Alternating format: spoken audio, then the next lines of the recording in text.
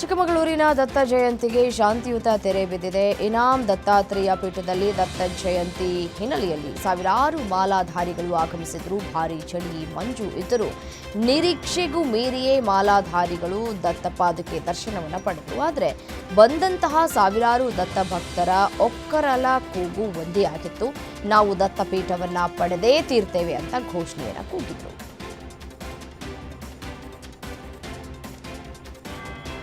ರಾಜ್ಯದ ಹಲವೆಡೆ ಇಂದು ಮಳೆ ಮುಂದುವರಿಯಲಿದ್ದು ದಕ್ಷಿಣ ಒಳನಾಡಿನ ಕೆಲವೆಡೆ ಮತ್ತು ಕರಾವಳಿ ಜಿಲ್ಲೆಗಳಲ್ಲಿ ಸಾಧಾರಣ ಮಳೆಯಾಗುವ ಸಾಧ್ಯತೆ ಇದೆ. ಉತ್ತರ ರಷ್ಯಾ ಅಧ್ಯಕ್ಷ ವ್ಲಾಡಿಮಿರ್ ಪುಟಿನ್ ಜೊತೆ ಇಡೀ ರಷ್ಯಾ ಭಾರತಕ್ಕೆ ಆಗಮಿಸಿದೆ. ಪ್ರಧಾನಿ ನರೇಂದ್ರ ಮೋದಿ ಪುಟಿನ್ ಅವರನ್ನ ದೆಹಲಿಯ ಪಾಲಂ ವಿಮಾನ ನಿಲ್ದಾಣದಲ್ಲಿ ಆತ್ಮೀಯತೆಯಿಂದ ಬರಮಾಡಿಕೊಂಡರು. ಇಬ್ಬರೂ ನಾಯಕರು ಒಂದೇ ಕಾರಿನಲ್ಲಿ ಪ್ರಯಾಣಿಸಿದ್ದು ವಿಶೇಷವಾಗಿತ್ತು. 7 ಸಚಿವರನ್ನ ಒಳಗೊಂಡ ದೊಡ್ಡ ನಿಯೋಗವು ಪುಟಿನ್ ಜೊತೆ ಆಗಮಿಸಿದೆ. ಭಾರತ ಮತ್ತು ರಷ್ಯಾ ನಡುವೆ ರಕ್ಷಣೆ, ವ್ಯಾಪಾರ, ಕೃಷಿ, ಆರ್ಥಿಕ ಮತ್ತು ಆರೋಗ್ಯ ಕ್ಷೇತ್ರಗಳಿಗೆ ಸಂಬಂಧಿಸಿದಂತಹ ಪ್ರಮುಖ ಒಪ್ಪಂದಗಳ ಬಗ್ಗೆ ಮಹತ್ವದ ಚರ್ಚೆ ಇವತ್ತು ಆಗಲಿದೆ.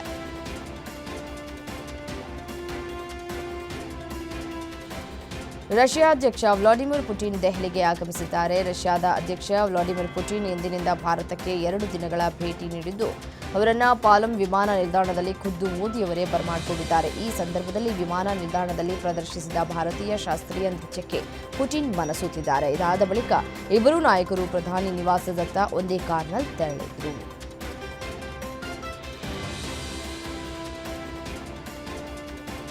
ಎರಡು ದಿನಗಳ ಭೇಟಿಗಾಗಿ ರಷ್ಯಾ ಅಧ್ಯಕ್ಷ ವ್ಲಾಡಿಮಿರ್ ಪುಟಿನ್ ದೆಹಲಿಗೆ ಆಗಮಿಸಿದ್ದಾರೆ. 4 ವರ್ಷಗಳ ಬಳಿಕ ಅವರು ಭಾರತಕ್ಕೆ ಭೇಟಿ ನೀಡ್ತಾ ಇದ್ದು, ಇದಾದ ಬಳಿಕ ಇಬ್ಬರೂ ಒಂದೇ ಕಾರ್ನಲ್ಲಿ ಪ್ರಧಾನಮಂತ್ರಿಗಳ ಈ ಸರ್ಕಾರಿ ನಿವಾಸಕ್ಕೆ ತೆರಳಿದರು. ಪುಟಿನ್ ಅವರ ಸ್ವಾಗತಕ್ಕಾಗಿ ಪ್ರಧಾನಿಯ ಅಧಿಕೃತ ನಿವಾಸವನ್ನು ಬಹಳ ಸುಂದರವಾಗಿ ಅಲಂಕರಿಸಲಾಗಿತ್ತು.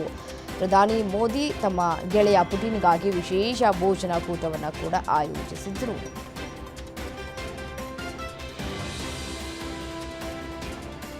ರಷ್ಯಾ ಅಧ್ಯಕ್ಷ ಪುಟಿನ್ ಜೊತೆ ಸಭೆ ನಡೆಸುವುದಕ್ಕೆ ನನಗೆ ಅವಕಾಶ ನೀಡಿಲ್ಲ ಅಂತ ಲೋಕಸಭೆಯ ಪ್ರತಿಪಕ್ಷ ನಾಯಕ ರಾಹುಲ್ ಗಾಂಧಿ ಅಸಮಾಧಾನವನ್ನು ವ್ಯಕ್ತಪಡಿಸಿದ್ದಾರೆ. ಸಂಸತ್ ಭವನದ ಆವರಣದಲ್ಲಿ ಮಾತನಾಡಿದ ಅವರು, ಸಾಮಾನ್ಯವಾಗಿ ಭಾರತಕ್ಕೆ ಯಾರೇ ಭೇಟಿ ನೀಡಿದರೂ ಅವರ ಜೊತೆ ಪ್ರತಿಪಕ್ಷದ ನಾಯಕರು ಸಭೆ ನಡೆಸುವುದು ಶಿಷ್ಟಾಚಾರ. ಇದು ವಾಜಪೇಯಿ, ಮನಮೋಹನ್ ಸಿಂಗ್ ಸರ್ಕಾರದಲ್ಲಿ ನಡೀತಾ ಇತ್ತು. ಆದರೆ ಈಗ ಈ ಶಿಷ್ಟಾಚಾರ ಪಾಲನೆಯಾಗ್ತಾ ಇಲ್ಲ ಅಂತ ರಾಹುಲ್ ಗಾಂಧಿ ದೂರಿದ್ದಾರೆ.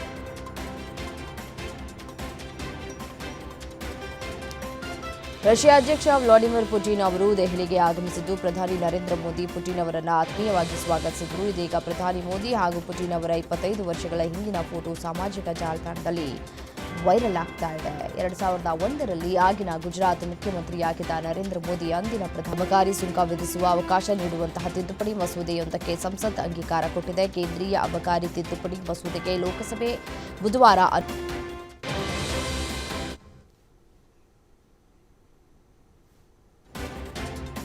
ನೋಡಿ, ದೆಹಲಿಯ ವಾಯು ಮಾಲಿನ್ಯದಿಂದ ಮಕ್ಕಳು ಸಾಯ್ತಾ ಇದ್ದಾರೆ. ನನ್ನಂತಹ ವೃದ್ಧರಿಗೆ ತೊಂದರೆಯಾಗ್ತಾ ಇದೆ. ಈ ಸಂಬಂಧ ಕ್ರಮ ಕೈಗೊಳ್ಳಲಾಗುವುದು ಸರ್ಕಾರದ ಜವಾಬ್ದಾರಿಯಾಗಿದೆ ಅಂತ ಹೇಳಿ ಸೋನಿಯಾ ಗಾಂಧಿ ಕಿಡಿಕಾರಿದ್ದಾರೆ. ಕ್ರಮ ಕೈಗೊಳ್ಳಬೇಕು ಸರ್ಕಾರ. ದೆಹಲಿಯಲ್ಲಿ ಹೆಚ್ಚುತ್ತಾ ಇರುವಂತಹ ವಾಯು ಮಾಲಿನ್ಯದ ಬಗ್ಗೆ ಸಂಸತ್ ಭವನದ ಆವರಣದಲ್ಲಿ ವಿರೋಧ ಪಕ್ಷದ ನಾಯಕರು ಪ್ರತಿಭಟನೆ ಕೂಡ ಮಾಡಿದ್ದಾರೆ.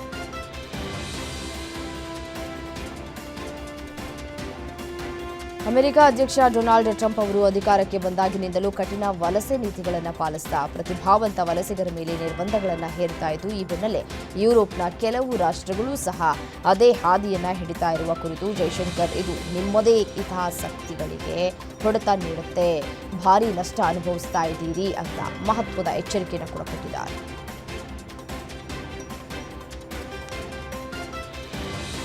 ಪಶ್ಚಿಮ ಬಂಗಾಳದ ಮುರ್ಷಿದಾಬಾದ್ ಜಿಲ್ಲೆಯಲ್ಲಿ ಬಾಬರಿ ಮಸೀದಿ ನಿರ್ಮಿಸಿರುವ ಯೋಜನೆಯನ್ನು ಘೋಷಿಸಿ ಈ ದೊಡ್ಡ ವಿವಾದ ಹುಟ್ಟು ಹಾಕಿದಂತಹ ಶಾಸಕ ಹುಮಾಯೂನ್ ಕಬೀರ್ನನ್ನ ಆಡಳಿತಾರೂಢ ಟಿಎಂಸಿ ಅಮಾನತುಗೊಳಿಸಿದೆ. ಇತ್ತೀಚೆಗೆ ಕಾರ್ಯಕ್ರಮವೊಂದರಲ್ಲಿ ಮಾತನಾಡಿದ ಕಬೀರ್, ಬಾಬರಿ ಮಸೀದಿ ಧ್ವಂಸ ವಾರ್ಷಿಕೋತ್ಸವ ದಿನವಾದ ಡಿಸೆಂಬರ್ 6ರಂದೇ ಬೆಳ್ದಂಗಾದಲ್ಲಿ ಈ ಮಸೀದಿಗೆ ಅಡಿಪಾಯ ಹಾಕುವುದಾಗಿ ಘೋಷಿಸಿದರು. ಈ ಬೆನ್ನಲ್ಲೇ ಶಾಸಕ ಹುಮಾಯೂನ್ ಕಬೀರ್ನನ್ನ ತೃಣಮೂಲ ಕಾಂಗ್ರೆಸ್ ಅಮಾನತು ಮಾಡಿದೆ.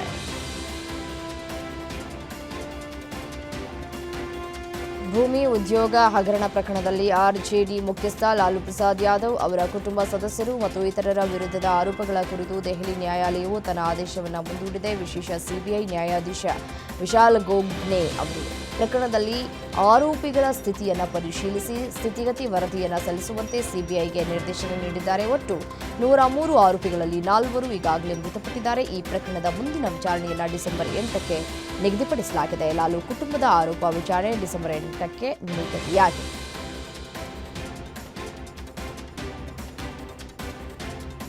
ಬಾಳೆಹಣ್ಣು ತಿಂದು ಉಸಿರುಗಟ್ಟಿ 5 ವರ್ಷದ ಬಾಲಕ ಸಾವನ್ನಪ್ಪಿದಂತಹ ಘಟನೆ ತಮಿಳುನಾಡಿನಲ್ಲಿ ನಡೆದಿದೆ. ಬಾಲಕನ ಸಾವಿನಿಂದ ಪೋಷಕರಲ್ಲಿ ತೀವ್ರ ಆಘಾತವನ್ನು ಉಂಟುಮಾಡಿದೆ.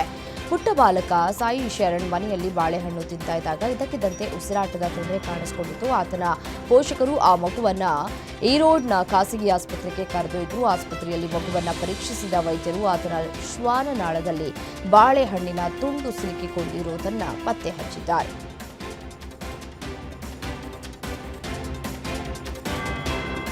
ಮಹಿಳೆಯನ್ನ ಪದೇ ಪದೇ ಮಹಿಳೆ ಮೇಲೆ ಹಲ್ಲೆ ಮಾಡಿದ್ರು. ಯಾರೂ ಮಧ್ಯ ಪ್ರವೇಶಿಸದೆ ಯಾವುದೇ ರೈಲ್ವೆ ಸಿಬ್ಬಂದಿ ಅಥವಾ ಪೊಲೀಸರು ಸ್ಥಳಕ್ಕೆ ಬರದೆ ಆಕೆ ತನ್ನನ್ನು ತಾನೇ ರಕ್ಷಿಸಿಕೊಳ್ಳಬೇಕಾದಂತಹ ಪ್ರಸಂಗ ನಡೆದಿದೆ. ಸದ್ಯ ಈ ಒಂದು ವಿಡಿಯೋ ಸಾಮಾಜಿಕ ಜಾಲತಾಣದಾಗ ವೃದ್ಧ ಪ್ರಯಾಣಿಕರೊಬ್ಬರು ಜಾರಿ ಬಿದ್ದಿದ್ದಾರೆ. ಸಮಯಕ್ಕೆ ಸರಿಯಾಗಿ ಪ್ರಯಾಣಿಕರನ್ನ ಸುರಕ್ಷಿತವಾಗಿ ರಕ್ಷಿಸಿದಂತಹ RPF sub inspector N Palani ಅವರ ನರರೂಪದ ರಾಕ್ಷಸಿ 4 ಮಕ್ಕಳನ್ನ ಕ್ರೂರವಾಗಿ ಕೊಂದಿದ್ದಾಳೆ.